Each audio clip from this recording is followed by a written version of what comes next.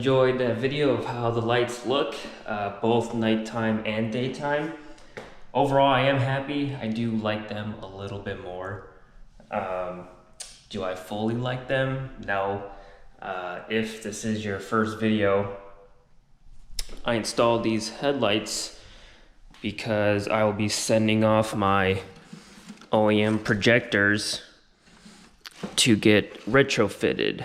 As soon as I save up the money for that, I'm gonna send those off, and I still want to drive the cars, so I figured I needed lights.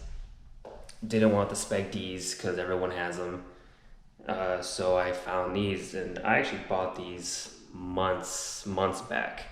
I just never installed them because didn't want to, but I figured the time was now. I want to get those OEMs retrofitted, get them back as soon as possible, so now we're gonna rock these.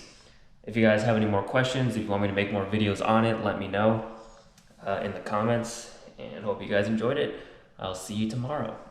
Deuces. Didn't even get to cross.